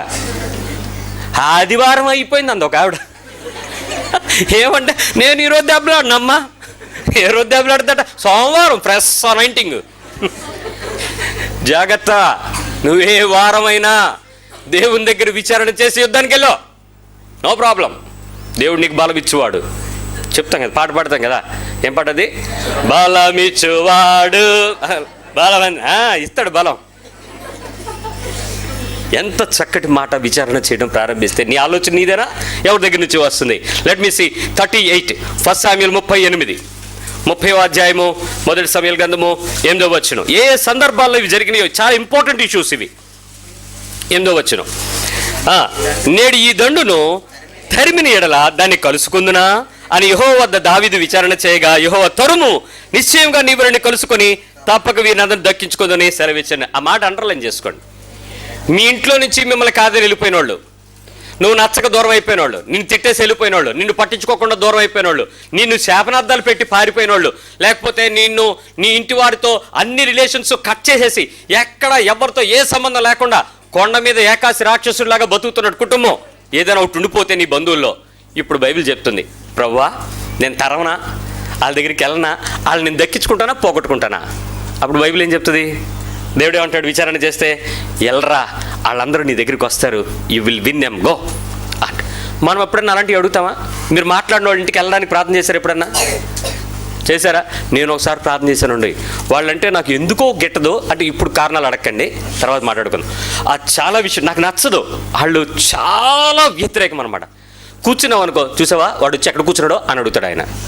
పొరపాటు నుంచున్నావు అనుకో, ఎరా మర్యాద లేదా, మా ఇంటికి వచ్చినప్పుడు మీకు కుర్చీ లేదని చెప్పుకోవడానిక, కూర్చోవచ్చు కదా అంటాడు. మంచినీళ్ళు అడిగామనుకో, ఏ ఇక్కడికి వచ్చేటప్పుడు మేము ఇవ్వమని తెలీదా, మా గురించి అందరూ అదే చెప్పుకుంటారు, తాగి రావచ్చు కదా అంటాడు. ఒకవేళ ఏమన్నా అక్కడ పెట్టి ఉన్నాయనుకో, పొరపాటున అలా చూస్తున్నావు అనుకోండి, ఇవ్వనోళ్ళకిలాగా మనం తాగచ్చు కదా, నీకు ఆ స్వతంత్రం లేదా అంటాడు. ఈ నోట్లో నోరు పెట్టడం కొంపు అసలు. ఇలాంటి మనుషులు దూరంగా ఉండాలి. ప్రతిసారి నా మనసుకు నేను చెప్పుకుని కఠినపరుచుకునేవాడిని, వెళ్ళకూడదు అని. ఒకరోజు దూరప్రదేశ్ నుంచి బంధువులు ఒక ఆయన శుభలేఖ ఇచ్చి, నాని నువ్వు తప్ప ఎవడు వెళ్ళడు, నువ్వు వెళ్ళన్నాడు. శుభలేఖ పట్టుకుని నేను వెళ్ళి ఆ శత్రువు ఇంటికి, ఆ ఎదుటికి వెళ్ళి, అప్పటికి నేను యేసు ప్రభు నాకు తెలియదులేండి, నేను ఒకటి మాత్రం అడిగాను, నిజమైన దేవుడిని, ప్రభువా దేవుడా నేను వెళ్తున్నాను, ఆ ఇంట్లో ఆయన లేకుండా చెయ్యి, కనీసం ఆవిడ కూడా ఇంట్లో ఉండకూడదు, పెద్ద తాళం కప్పు ఉండేలా చూడు, అప్పుడు నేను వెళ్తాను, పెట్టేస్తాను కార్డు, పారిపోయి వచ్చేస్తాను. మాట ఉండదు. అలా కావాలి. దేవుడా సహాయం చేయాలి. దేవుడు అనేవాడు ఉంటాడండి ఎప్పుడూనూ. నేను వెళ్ళేటోడికి అందరూ బయట కుర్చీలేసి కూర్చుని ఉన్నారు. పిచ్చాపాటి చర్చ అవుతుంది, కార్డు వస్తుందా రాదా అని. అది కూడా టాపిక్ నా మీదే. వస్తే ఆడే వస్తాడు, మనం బండి పైకి చూసేటోడికి ఇంకేంటి బటన్లు తింటున్నారు అందరూ. అయిపోయాను దేవుడా, లేవు నువ్వు లేవు అనుకుని మెట్లు ఎక్కారు, ఆడేసుకున్నారు, ఫుల్గా ఆడేసుకున్నారు. ఏడుపు ఒకటే తక్కువ. వచ్చేసాను, అయిపోయింది. పాపం పెట్టింది తినాలా కక్కాలా అన్నట్టు పరిస్థితి. అక్కడ ఇంటికి వచ్చాను. ఒక 6 సంవత్సరాల తర్వాత యేసు ప్రభు నమ్మేసుకున్నాను. నా టైం బాగుంది. ప్రభు అన్నాడు, డీల్ చేయడం స్టార్ట్ చేశాడు. ఫస్ట్ ఆ ఇల్లే కనపడింది, వెళ్ళు అన్నాడు. అప్పుడు ఈ వాక్యం చదువుతున్నాను, వెళ్తే వాళ్ళని దక్కించుకుంటానా పోగొట్టుకుంటానా అని విచారణ చేయగానే మాట దగ్గరికి వచ్చి మోకాళ్ళు వేశాను. ప్రభుని అడిగాను, ప్రభువా నాకు సుతారం ఇష్టం లేదు, ఐ డోంట్ లవ్ దెమ్, నేను వాళ్ళని ప్రేమించలేకపోతున్నాను. ఎందుకంటే వాళ్ళ గురించి బంధువులందరూ చెప్పే విషయాలు ఒకటైతే, నాతో వాళ్ళు ఆడుకున్న ఆటలు వేరే. No, I'm not interested. నువ్వేం చేస్తావో తెలీదు, నాకు సహాయం చేయని బైబిల్ తీస్తే ఈ వాక్యం మాట్లాడుతుంది. అయితే వెళ్ళాలి, అయితే దక్కించుకుంటాను. ఓ పక్క ఆశ ఏం చెప్తుందో తెలుసా? పరిశుద్ధాత్మ దేవుడు లోపల నుంచి ఏం చెప్తున్నాడు తెలుసా? వాళ్ళందరూ నీకు ఫర్ర అవుతారా అని చెప్తున్నాడు. ఫిజికల్ సెన్స్ ఏం చెప్తుందో తెలుసా? అవుతారు, నీకు ఫర్ర అవుతారు, పద, నీ ఫర్ర అంతా పీకేస్తారు, పద అంటారు. ఈ రెండింటికి నలుగుడు ఎంతసేపు బాధపడతామండి? ఏదో ఒకటి తేల్చుకోవాలి కదా. ప్రార్థన చేసుకుని ఉపవాసం ఉండి, ఎందుకైనా మంచిది, ముందు జాగ్రత్త సరిగా కొంచెం కవచాలని వేసుకుని వెళ్ళాను. వెళ్ళి బైబిల్ పట్టుకుని మెట్లు ఇలా తీసుకుని పైకి వెళ్తే, అరే నానిగడు వస్తున్నాడు, పైకి రండి అన్నాడు. నేను పైకి వెళ్ళాను. నాని కూర్చోరా అన్నాను. అమ్మో ఏంటి మర్యాద మారిపోయింది ఇక్కడ. ఎక్కడ కూర్చోవాలండి అని అడిగా. ఏంట్రా ఎక్కడ కూర్చోవాలని అడుగుతావు? ఎక్కడైనా ఒకప్పుడు ఎక్కడ కూర్చున్నా బాధ, కూర్చోపోతే బాధ, అందుకని భయంతో అడిగాను. కూర్చో, మెయిన్ సోఫాలో కూర్చో అన్నాడు. Okay declared. కూర్చున్నా. మంచినీళ్ళు కావాలి. కూలింగా నాన్ కూలింగా? అమ్మా ఇదేదో బాగానే ఉంది, కూలింగే. తాగే. టీ తాగుతావా? తాగుతానండి. షుగరేనండి. ఇచ్చాడు. ఒకటి మర్యాదలు జరుగుతున్నాయి. నాకు అసలు మనసులో లేదు, నేను ఎక్కడో ఉన్నాను అనిపిస్తుంది. ఎందుకంటే ఆ ఇల్లు అలాంటిది కాదు, నాకు క్లియర్గా తెలుసు. వాళ్ళు అలాంటి వాళ్ళు కాదు, వాళ్ళ పద్ధతులు అలా ఉండవు, వాళ్ళ క్రియలు అలా ఉండవు, అస్సలు ఏమాత్రం నాకు నచ్చలేదు. అయితే కూర్చున్న 5 నిమిషాల తర్వాత ఆవిడొచ్చి సీరియస్గా, నాని నువ్వు ప్రభు నమ్ముకున్నావు కదా అన్న. అప్రస్తుతమైన మాట. అవును. నాకు ఒక వాక్యం అర్థం కావట్లేదు, ఆ వాక్యం అర్థం చెప్పు అని బైబిల్ తీసింది. ఆవిడ బైబిల్. నాకు షాకు. ఈవిడ బైబిల్ తీస్తుంది ఏంటని చెప్పి, మీరు బైబిల్ అన్నానంటే, నేను కూడా నమ్ముకున్నాను లాస్ట్ మంత్. అందుకే ఆయన వెళ్ళిపో ధైర్యంగా అన్నాడా? నేను వెళ్ళనా అని అడిగితే ఆయన ఏమన్నాడు? ఇల్లాళ్ళని దక్కించుకుంటావు లోపల నుంచి చెప్పేస్తున్నాడు కదా. ఎందుకంటే ఆల్రెడీ నేను వాళ్ళని వికెట్ పడగొట్టాను, వాళ్ళు డక్ అవుట్ అయిపోయారు, క్లీన్ బౌల్డ్ అయిపోయారు, నువ్వు వెళ్ళరా, వాళ్ళు నీకేం చేస్తారో చూడరా. వెళ్ళా. కూర్చున్నాక ఆవిడకి ఆ వాక్యం అర్థం చెప్పాను. అది కూడా భయంగా చెప్పాను. ఇంట్లో వాళ్ళందరూ బయటకు వచ్చారు, లబలబలబలమని. తప్పుడు వరకు తలుపులు వెనకతలు ఉన్నట్టున్నారు. వచ్చి కూర్చుని ఓ పాట పాడుకుందాం అన్నారు. మనకు పాటలు రానివ్వడం, ఇప్పుడు పాడిన పాటే హల్లెలూయా స్తుతి మహిమ, కామన్ పాట కదా. ఎత్తిసాను. వాళ్ళందరూ చప్పట్లు కొట్టేసి బలలు బాధేసి చిన్న వాక్యం షేర్ చేయన్నారు. అప్పటికి వాక్యాలు చెప్పే స్టేజీ కాదు, కీర్తన ఒకటి కామన్ కదా, ఒకటి తీసి వాయించాను. వాయించిన తర్వాత అప్పుడు అన్నాను, ఎంత అద్భుతంగా చెప్తున్నావు, నువ్వు పాస్టర్ అయిపోతావు అన్న. ఏమైపోతానో నాకు తెలియదు, కానీ ముందు నీతో సమాధానం మాత్రం నాకు వచ్చింది, ఎందుకంటే నేను దక్కించుకున్నాను.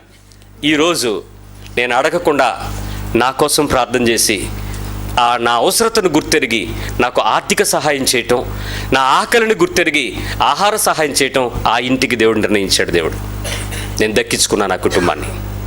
I got it. నీ జీవితంలో నీ ముందు శత్రువు ఎంత కనపడుతున్నాడో, will you pray for him? నువ్వు అడుగుతావు, ప్రభా నేను వెళ్ళమంటావా అని, నాకు వెళ్ళడానికి మార్గం సరళం చేయనడుగు, వెళ్తున్నాను నాకు పరిస్థితిని సదుపరచనడుగు, నేను దక్కించుకోగలను అడిగితే ప్రభు ఏమంటాడు అప్పుడు?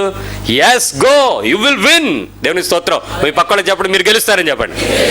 ఆ శత్రువుని గెలుస్తారు, ఆ పరిస్థితులు గెలుస్తారు, ఎలాంటి వాళ్ళైనా నీ వైపు తిరుగుతారు, నువ్వు గెలుచుకుంటావు. నెక్స్ట్ విషయం చెప్తాను వినండి. 2 సామ్యూయలు 2 సామ్యూయల్ 5:19. త్వరగా నేను ముందుకు వెళ్తున్నాను.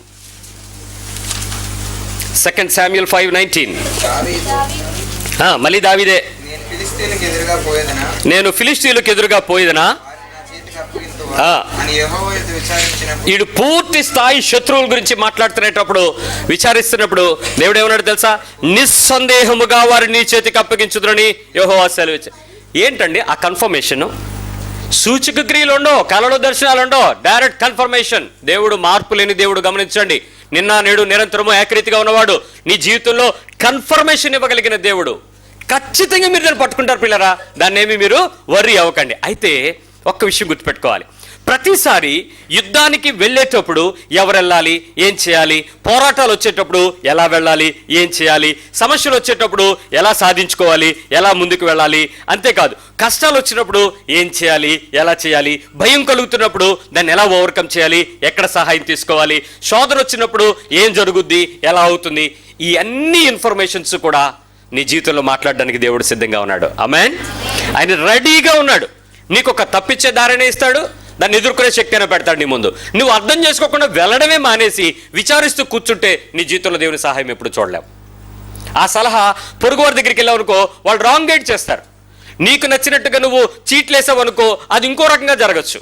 ఊరిము తుమ్మిము అని ఇంకొక పద్ధతులు ఉన్నాయి. అలాంటి చీట్లేసే పద్ధతులు. ఈ రోజు నువ్వు ఆ పనులన్నీ చేయడానికి కుదరదు. నువ్వు బైబిల్ని నెక్స్ట్ వచ్చిన దగ్గర ముక్కలు తీసి దాని లోపల కాగితం పెట్టి దాని తర్వాత ఏమొస్తుందో వెతికి అలాంటి పనులు కూడా చేయడానికి వెళ్ళదు. The Holy Spirit will speak to you. మాట్లాడుతూనే ఉంటాడు ప్రతిసారి కూడా. అయితే దేవుని మాట ఒక చిన్న హెచ్చరికగా ఉంటుందండి. సామెతల గ్రంథం 11వ అధ్యాయం 14వ వచనం 2వ భాగం చూద్దాం. Proverbs 11:14. నేను మీకు ఈ 7 వచనాలు ఎందుకు చెప్పానంటే ఇవి ఇంపార్టెంట్ వర్సెస్. చాలా విషయాల్లో విచారణ గురించి ఉన్నాయి. నా దగ్గర చాలా రిఫరెన్సెస్ ఉన్నాయి. కాకపోతే ప్రతి విషయాన్ని గుర్తు చేసుకుందాం. సామెతలు 11:14. ఆలోచనకర్తలు అనేకులుండుట శ్రేష్టం, రక్షణకరం. ఏమండి, చాలాసార్లు నేను ఒక ఆలోచన చేయాల్సి వచ్చినప్పుడు, ఉదాహరణకి మీకు కలిపి చెప్తున్నాను, జాగ్రత్తగా రండి. బాబు 10th క్లాస్ పాస్ అయిపోయాడు. ఇంటర్మీడియట్ ఫస్ట్ ఇయర్ జాయిన్ చేయాలి. నేను ఒక సిస్టర్ దగ్గరికి వెళ్ళాను. సిస్టర్, మా అబ్బాయి ఫస్ట్ ఇయర్కి వచ్చాడండి, ఎక్కడ జాయిన్ చేయమంటారు అని అడిగాను. ఆలోచనకర్తలు ఎక్కువ మంది ఉండాలి కదా. ఆవిడ అంది, నారాయణలో వేసేయండి అంది. Very good. నారాయణలోనా? నారాయణ అంటే మ్యాథ్స్ వేసేయండి, ఎంపీసీ చాలా బాగుంటుంది అంది. వెంటనే ఇంకొక ఆవిడ దగ్గరికి వెళ్ళాను. ఏమండి ఏంటండి అని. చైతన్యాలు వేసేయండి, బైపీసీ బాగుంటుంది అంది ఆవిడ. ఈవిడ నా అంది, చై అంది. అవతల దగ్గరికి వెళ్ళి ఇంకొక ఆవిడని అడిగాను, ఏమండి మా బాబుకి ఇంటర్మీడియట్ చైనాలో వేసేయండి అంది. అక్కడ చైనా అంటే అదే చైనా నారాయణ కలిసిన బ్యాచ్, అక్కడ వేసేయమని. ఏంటండి ఒకడు ఎంపీసీ అన్నాడు, ఒకడు బైపీసీ అన్నాడు, చైనా అంటున్నాడు. ఇంకోళ్ళ దగ్గరికి వెళ్ళాడు, ఏమండి ఏం చేయమండి, ఈ మధ్య ఎంఈసీ ఒక గ్రూప్ వచ్చిందండి, ఇది చాలా బాగుంటుంది, దానిలో జాయిన్ చేయండి. ఇంకో దగ్గర మాస్టర్ మైండ్లో జాయిన్ చేయండి. ఇంకో దగ్గరికి వెళ్తే మొత్తానికి నా బుర్రలో ఏం ఆలోచన కూడా తెలియలేదు, అన్నీ మారిపోయినాయి. ఫైనల్గా మళ్ళీ మనకు ఒక ఆలోచన, ఇప్పుడు నెక్స్ట్ ఏం చేయాలి? పిల్లల భవిష్యత్తు కదా. Always we seek some power. గమనించండి, మొట్టమొదటిగా దేవుడు నీ హృదయంలో ఒక దృఢమైన విశ్వాసాన్ని, ఒక దర్శనాన్ని, ఒక ఆశను, ఒక బలమైన దృక్పథాన్ని నీ హృదయంలో పెడతాడు. ఫస్ట్ పెడతాడు. తర్వాత మీరు 100 మంది దగ్గరికి వెళ్ళండి, ఆలోచనకర్తలు తీసుకోండి. ఫైనల్గా నీ హృదయంలో దేవుని సంగతులు ఎప్పుడు కూడా స్పష్టంగా ఉంటాయి. దాన్ని పట్టుకోవడానికి ప్రయత్నించండి. It will be clear. ఎలా క్లియరో చెప్తాను వినండి. అపోస్తలుల కార్యాలు 5వ అధ్యాయం. Acts 5 అనగానే మనందరికీ భయపడే కుటుంబం ఒకటి ఉంటుంది. ఏ కుటుంబం? అన్నయ్య సప్పిర కుటుంబం. ఈ ఇద్దరు కుటుంబంలో మీకు అర్థం కావడానికి ఈ విషయాన్ని చెప్తున్నాను. 3వ వచనం 5:3 Acts 5:3. అప్పుడు పేతురు ఏమన్నాడు? అన్నయ్య కొంత దాచుకుని పరిశుద్ధాత్ముని మోసపుచ్చుటకు. పరిశుద్ధాత్ముని మోసపుచ్చాడు అని అంటే కరెక్ట్ ఆల్రెడీ చెప్పాడా లేదా? మోసం అంటే ఏంటి? ఏం చేయాలో తెలిసి అది చెయ్యకుండా, ఎలా చెయ్యకూడని పనిని జాగ్రత్తగా చేయటం అనేది మోసం. రైట్ వేని రాంగ్ వేలో ప్రజెంట్ చేస్తున్నాడు. దేవుడు ఆల్రెడీ, పరిశుద్ధాత్మ దేవుడు అననీతో ఏం చెప్పాడు? నువ్వు ఇంత అమ్మావు కదా, మొత్తంలో ఈ అమౌంట్ని తీసుకెళ్ళి అక్కడ ఇచ్చాయని చెప్పాడు. పీటర్కి తెలియదు అనుకుంటున్నాడు. ఈ అననీయ హృదయంలో ఏమైతే అర్థమైంది? పరిశుద్ధాత్మ దేవుడు ఇదంతా తీసుకెళ్ళి ఇచ్చేయని చెప్తూ ఉంటే దాన్ని మోసం చేశాడు. ఎవరు మోసం చేసుకున్నారు చెప్పండి? సెల్ఫ్. నీకు ఆలోచన దేవుడు ఇచ్చేస్తాడు, నువ్వు ఇదంతా చెయ్యని చెప్తాడు, నువ్వు దాన్ని వెనక్కి తీసుకోవడానికి ప్రయత్నం చేస్తావు. ఒకసారి మీటింగ్కి వెళ్ళినప్పుడు, అది చాలా చిన్న సభ, కొద్దిమంది కూర్చున్నారు. అటు కూర్చుని నేను ఇంకా లేచిపోయి వచ్చేస్తున్నాను, బండి తీసి కిక్ కొడుతున్నాను, బండి స్టార్ట్ అవ్వట్లేదు. మనందరికీ అప్పట్లో స్కూటర్ ఉంచడం అలవాటు కదా, నేను కూడా దాన్ని ఉంచానండి. అది నా కాలు మీద పడిపోయింది. ఇది ఎప్పుడూ వంచినట్టే వంచాను, అది కాలు మీద పడిపోయిందని కొత్త కాలు గోరంతా చెక్కుపోయింది. లేపేసి దాన్ని కూర్చోబెట్టాను. కాలు చాలా నొప్పిగా ఉంది, బ్లీడింగ్ అవుతుంది. గుడ్లని తీసుకుని కట్టుకుని కూర్చుంటే, ప్రభు నేను వెళ్ళమనుకుని నువ్వు వెళ్ళిపోతే అవ్వేంటి అన్నాడు. వెనక ముందు చూశాను, ఎవడు లేడు. నేను ఇది లోపల నుంచి ఏదో మాట వినపడుతుందని మర్యాదకు కూర్చున్నాడు. ఇప్పుడు నీ జోబులో డబ్బులు ఉన్నాయి కదా, అవి తీసుకెళ్ళి అక్కడ వేసి వెళ్ళిపోన్నాడు. నా జీవితంలో అతి కష్టమైన పని ఏంటంటే మనుషుల దగ్గరికి వెళ్ళి ఇవ్వడం. రహస్యంగా చేయమంటే ఏదైనా ఇచ్చేస్తాను, నా దగ్గర ఉన్నది. ఎవరికైనా పబ్లిక్గా చేయమంటే చేయలేను. ఇదేంటి మీటింగ్ అవుతుంది, మధ్యలో నేను వెళ్ళి ఇవ్వడం ఏంటి, వెళ్ళడం ఏంటి? దేవుడికి అది దయ్యం, అందుకే గాయం వచ్చింది, దేవుడు సమాధానం ఇస్తాడు అనుకుని మళ్ళీ కిక్ కొట్టాను. స్టార్ట్ అవదే, అర్థమైంది ఇదేదో దేవుడు కార్యమే అని చెప్పి ఇంకేం ఆలోచించకుండా జోబులో చేయి పెట్టాను. పెద్ద నోట్లు తగులుతున్నాయి. అప్పటికి ఇంకా పెద్ద నోట్లు తగులుతున్నాయి. బాధగా ఉంది. అటు ఇటు చూస్తున్నాను. అన్నయ్య చెప్పారో నాకు తెలుసు. అప్పటికే దాచుకుని వెళ్తే ఏమవుద్దో తెలుసు. ఎందుకు వచ్చిన గొడవలే, నాది కాదు కదా ప్రింటింగ్, నా మిషన్ నాకు లేదు కదా, సర్లే ఇది ఆయనకి ఇచ్చేస్తానులే అనుకుని అలాగ బిగపట్టుకుంటూ అలా అక్కడ వరకు వెళ్ళి టక్కన దానిలో వేసాను. వేసి మళ్ళీ అందరు నన్ను చూస్తే మళ్ళీ అదొక 6 ఏంటి మీటింగ్ అవుతుంటే డబ్బులు వేయడం ఏంటి అందుకని సైలెంట్గా ఇలా వెనక్కి తిరిగి ఇలా బయటకు వచ్చేస్తాను. నేను లేచిన తర్వాత మూకుమ్మడిగా అందరూ, నేను వచ్చేసి బండి దగ్గర ఇలా నిలబడి కిక్ కొట్టడానికి ఇలా చూసేటప్పటికి అందరూ లేచి ఒకళ్ళ తర్వాత కానుకలేస్తున్నారు. ఏం జరిగిందో నాకు అర్థం కాలేదు. నేను వేసినంత వరకు ఎవడ వేయకపోవడం ఏంటి, నేను వేసిన తర్వాత వీళ్ళు వేయడం ఏంటి, ఏదో జరుగుతుంది ఇక్కడ అని చెప్పేసి సరే నచ్చి మామూలుగా కాలుకి రక్తం వస్తున్న కాలుతో అంత గట్టిగా ఎలా కొడతాం, అప్పటికే బాగా నొప్పిగా ఉంది, జస్ట్ మామూలుగా ఇలాగ బండి స్టార్ట్ అయిపోయింది. అప్పుడు నాకు అర్థమైంది నువ్వు ఉండకుండా వెళ్ళిపో అని. ఇంకా అటు ఇటు చూసుకుని బండి వేసుకుని ఇంటికి వచ్చాను. రెండో రోజు మళ్ళీ వెళ్ళాను అక్కడికి, ఏం జరిగిందో తెలుసుకుందామని. ఆ పాస్టర్ గారి దగ్గరికి వెళ్ళి అడిగాను ఏం జరిగిందని. అంటే ఆ రోజు ఆ పాస్టర్ గారు చెప్పారు, ఆ కార్యక్రమం నిర్వహించడానికి వచ్చినటువంటి వ్యక్తికి కానుక ఇవ్వటానికి ఆ పాస్టర్ గారి దగ్గర డబ్బులు లేవు. ఆ రోజు కానుకలు ఎత్తమని చెప్పారట, వాళ్ళు ఎత్తము అని చెప్పారట. ప్రభు ఏమన్నాడంటే అతని సేవకుడు, నా సేవకుడు వెళ్ళడానికి ప్రయాణ ఛార్జీలు ఇవ్వాలి కాబట్టి నువ్వు లేచి వెళ్ళి చేస్తే నీ వెనక అందరూ నిన్ను చూసి చేస్తారు, నువ్వు వెళ్ళి చెయ్యి అన్నాడు. అప్పుడు వరకు నాకు పరిశుద్ధాత్మను మోసగించిన అననీయ నాకు ఎందుకు గుర్తొచ్చాడో తెలుసా? నా దగ్గర కూడా డబ్బులు లేవు, నా బండిలో కూడా పెట్రోల్ లేదు, the full amount is with me, మొత్తం తీసుకెళ్ళి ఇచ్చేయమన్నాడు. ఏమండి, బస్సుకు డబ్బులు లేని వాళ్ళు మీ దగ్గర 100 ఉంటే బస్సుకు ఆటోకి ఎక్కడానికి రెడీగా బస్ స్టాప్లో ఉంటే దేవుడు ఎవరినో చూపించి అక్కడికి వెళ్ళి ఇచ్చే అంటే ఏం చేస్తారు? 50 ఇస్తారా, 100 ఇస్తారా? మీ మైండ్ ఎంత ఆలోచిస్తుంది? అదే పరిస్థితి. నేను మోసం చేయకూడదు ప్రభా, సహాయం చేయాలి. వచ్చాను. విచిత్రమైన అనుభవం ఏంటంటే బండిలో పెట్రోల్ లేదు, స్టీల్ బండి వెళ్ళిపోతుంది, బండి ఆగట్లేదు అక్కడ. నీ జీవితంలో దేవుని అద్భుతం కావాలి అని అంటే మోసగించే అనుభవం నుంచి బయటికి రండి. I'm not telling about giving, ఇచ్చి చూడండి అని చెప్పట్లా, దేవుని మోసగించని అనుభవంలోకి రండి. ఆటోమేటిక్గా నీ లైఫ్ అంతా కూడా స్మూత్ అని అయిపోద్ది. అయితే ఇంత క్లియర్ కట్గా తెలిసినా కూడా అనని ఏం చేశాడు? మోసం చేశాడు. ఇంకో విషయం తెలుసా? మరి ఇద్దరితో ఒకటే బడి కదా, ఆ కిందకు వచ్చి చూడండి 9వ వచనం. సప్పీరా కూడా దేవుని ఆత్మ చెప్తుంది, లోపల క్లియర్ కట్ ఇన్ఫర్మేషన్ ఇస్తుంది, ఇదిగో ఇది ఉంది నువ్వు ఇచ్చేసేయని. వాళ్ళు ఏం చేశారంటే మోసం, అంటే ఆలోచన వస్తుంది, ఆలోచనని మనం ఏం చేస్తాం? నొక్కేస్తూ ఉంటాం. దయచేసి అలాంటి పని చేయకండి. దేవుడు నీకు ఆలోచిస్తాడు, నీ పిల్లల విషయంలో నీకు ఆలోచన ఇస్తాడు, భవిష్యత్తు విషయంలో ఆలోచన ఇస్తాడు, నువ్వు అప్లై చేస్తున్న పని విషయంలో ఆలోచన ఇస్తాడు, నువ్వేం కావాలన్న ప్రతి విషయంలో కూడా 100 మందిని అడుగు, నీ హార్ట్లో ఒక నిశ్చయిత ఇస్తాడు. దాన్ని ఎవరో చెప్పారని మోసం చేయకండి, అక్కడ దెబ్బతింటారు. నీ హార్ట్లో ఉన్నదే నువ్వు చేయండి. అది ఎలా చేయాలో ఒక మాట చెప్తాను వినండి. మొట్టమొదటిగా దేవుణ్ణి అడగడం, దేవునికి చెప్పడం. చెప్పండి ఒకసారి 2 మాటలు. ఇది అలవాటు చేసుకోండి. మీరు దేవుని దగ్గర ఆలోచన తీసుకోవాలి అని అంటే ఫస్ట్ దేవుని అడగాలి, తర్వాత దేవునికి చెప్పాలి. ముందే చెప్పేశారు అనుకోండి, అప్పుడు అడగక్కర్లే. ఫస్ట్ అడగడం నేర్చుకోండి, తర్వాత చెప్పండి. అడగడానికి చెప్పడానికి తేడా ఏంటి? అమ్మా మా ఫ్రెండ్ రమ్మంది వెళ్ళమంటావా? ఇదేంటి? అడగడం. ఫ్రెండ్ దగ్గరికి వెళ్ళే అమ్మా నేను ఇక్కడికి వచ్చేసాను, ఏంటది? That's it. ఈ 2 విషయాలు దేవుని దగ్గర మీరు తెలుసుకోండి. నెంబర్ 2 ఏం చేయాలంటే వాక్యాన్ని పరిశీలించడం నేర్చుకోవాలి. వర్డ్ని పరీక్షించడం, పరిశీలనగా చదవడం నేర్చుకోండి. ప్రార్థనలో కనిపెట్టడం నేర్చుకోవాలి. ఈ 2 పనులు అర్థం అవ్వాలి. వాక్యంలో దానికి సంబంధించిన ఏమైనా విషయాలు ఉంటున్నాయా, ప్రార్థన చేసేటప్పుడు దానికి సంబంధించిన ఏ విషయం ఏమైనా కనిపెట్టచ్చా. నేను నెలలు చేశామా, వారాలు చేశామా నేను అడగట్లా. రెగ్యులర్ వెర్షన్లోనే నువ్వు ఆ రోజు పోర్షన్ చదువుతుండగా దేవుడు నీతో దాని గురించి ఏమైనా మాట్లాడుతున్నాడేమో కనిపెట్టచ్చు. అలాగే దేవుని సహాయాన్ని తీసుకునేటప్పుడు కూడా ప్రార్థన చేస్తూ ప్రభువా ఈ విషయంలో నాకు నీ సహాయం కొరకు అడుగుతున్నాను, నాకు ఒక సూచక్రియ ఇవ్వండి, ఒక దర్శనం ఇవ్వండి, లేక ఒక విషయంతో మా కన్ఫర్మేషన్ ఇవ్వండి, ఒక విషయంతో మాట్లాడండి. You just ask like a small kid. పిల్లోడు అమ్మని ఎలా అడుగుతాడో జస్ట్ అలా అడగండి అంతే. 3వ సెట్ ఏంటంటే నడిపింపు లేకపోయినా కూడా, ఒకవేళ ఆ పనిని కానీ ఆ పద్ధతిని చేయడానికి ఇష్టం, ఆ నడిపింపు ముందుకు వెళ్ళడం కనుక లేకపోయినా, ఆటంకాలు ఏమైనా వచ్చినా కూడా దాన్ని బ్రేక్ చేయండి. మొట్టమొదటి ఏం చేయాలి? అడగడం, చెప్పడం. సెకండ్ ఏం చేయాలి? వాక్యంలో పరిశీలించుకోవడం, ప్రార్థనలో కనిపెట్టడం. థర్డ్ ఏం చేయాలి? డిస్టర్బెన్సెస్ ఏమైనా వస్తున్నాయా, బ్రేక్ త్రూస్ ఏమైనా వస్తున్నాయా, హెచ్చరికలు ఏమైనా ఉన్నాయి చూసుకుని అక్కడ దాన్ని ముందుకు వెళ్ళాలా వద్దన్నది డిసైడ్ అయ్యుకుని మీరు దాన్ని చేయడానికి ప్రయత్నించండి. ఇప్పుడు నేను మీకు 3 విషయాలు నేర్పిస్తాను. ఆ 3 విషయాలను బట్టి నీ విశ్వాస జీవితంలో దేవుని సమాధానం ఎలా ఉంటుందో అర్థం చేసుకోండి. నెంబర్ 1, ఫస్ట్ విషయం ఏంటంటే నీ రిజల్ట్ మంచిదిగా వస్తుంది అని నీకు అనిపిస్తే, ఏం చెప్పాను? నువ్వే పని చేయాలనుకున్నా, ఏ ఆలోచన చేయాలనుకున్నా, ఏ ఉద్దేశం నీకున్నా, రిజల్ట్ ఏమవ్వాలి? మంచిదిగా జరుగుద్ది అని నీకు అనిపిస్తే, దేవునికి అవమానం రాదు, చెడ్డ పేరు రాదు అని నువ్వు భావిస్తే, ఈ 2 కలిపి నెంబర్ 1. ఫస్ట్ ఏం చెప్పాను? రిజల్ట్ మంచిది అని నీకు బలంగా అనిపించాలి. నెక్స్ట్ ఏమవ్వాలి? దేవునికి అవమానం రాదు, చెడ్డ పేరు రాదు అని నువ్వు భావిస్తే,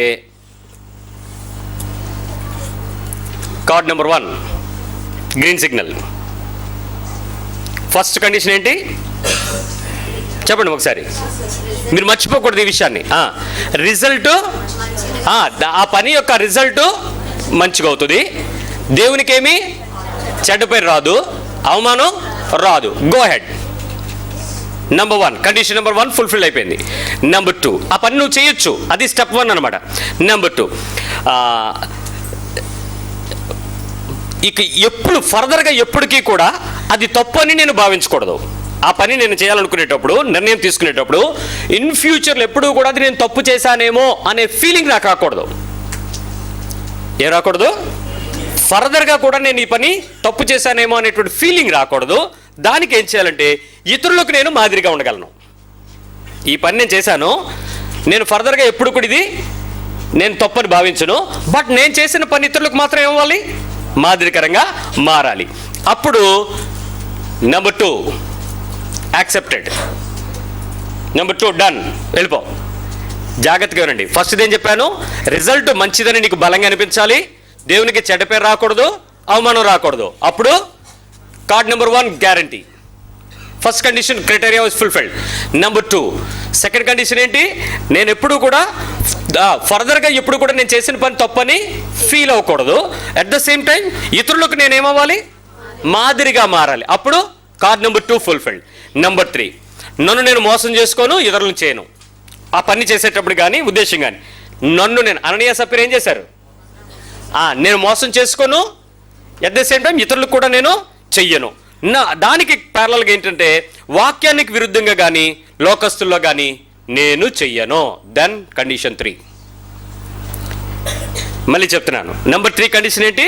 నన్ను నేను మోసం చేసుకోను, ఇతరులు కూడా నేను మోసం చేయను. అట్ ద సేమ్ టైం వాక్యానికి విరుద్ధంగా కానీ లోకస్తుల్లోగా కానీ నేను మాత్రం ఆ పని చెయ్యను. మళ్ళీ గుర్తు చేసుకుందాం. కండిషన్ నెంబర్ 1 చెప్పండి. రిజల్ట్ మంచిది కానీ నీకు బలంగా అనిపించాలా, డౌటా? ఇప్పుడు చెప్పండి. ఇందాక నేను అడిగినట్టు ఆ పిల్లోడు ఏ గ్రూప్లో చదివినా ఆ పిల్లోడు పాస్ అవుతాడని తల్లిదండ్రులకు నమ్మకం ఉంటుందా లేదా? That is guarantee. నీకు బలంగా వచ్చిన వెంటనే నువ్వు డెసిషన్ తీసుకోవడం ప్రారంభిస్తావు. నెక్స్ట్, దేవునికి అవమానం కానీ చెడ్డ పేరు కానీ ఆ పని వల్ల రాదు. So go through. Number 2 condition 2 చెప్పండి. ఎప్పుడు ఆ విషయంలో నేను తప్పు చేశానని నేను ఫీల్ అవును, అట్ ద సేమ్ టైం నేను ఇతరులకి మాదిరికరంగా మారుతాను. నెంబర్ 3 నన్ను నేను మోసం చేసుకోను, నేను ఇతరులని మోసం చేయను. బైబిల్కి విరుద్ధంగా కానీ లోకస్తుల పద్ధతుల్లో కానీ నేను చెయ్యను. ఇప్పుడు నేనేం చేయాలి?